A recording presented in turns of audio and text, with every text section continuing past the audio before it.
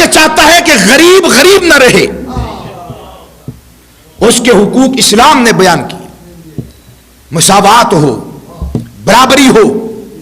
اور ہم وہ احباب ہیں کہ اپنے پہلے دن سکول اور مکتب اور جامعہ اور مدرسہ میں جانے والے بچے کو یہ سبق رٹا کر یاد کروا کے بھیجتے ہیں، بیٹا اپنی چیز کسی اور کو نہ دینا،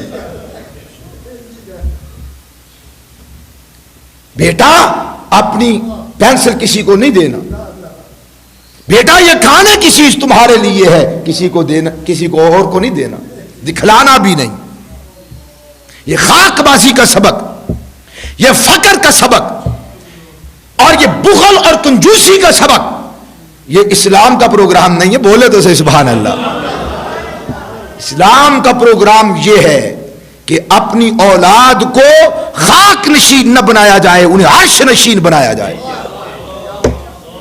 انہیں اتنی اگر آپ کے پاس طاقت ہے کہ آپ ضروریات پوری کر سکتے ہیں تو آپ اپنے بچے کے ساتھ پڑھنے کھیلنے کودنے والے غریب اور نادار بچے کی کفالت بھی آپ کریں.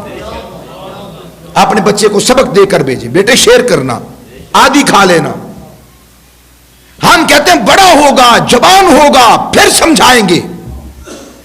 اللہ کی عزت کی قسم، اللہ کے حبیب علیہ الصلوۃ والسلام نے تبلیغ کا نظام اپنے گھر سے اور گھر میں سب سے پہلے اپنے بچوں سے شروع کیا ہے. حلال اور حرام کی تمیز سکھلائی، چھوٹی سی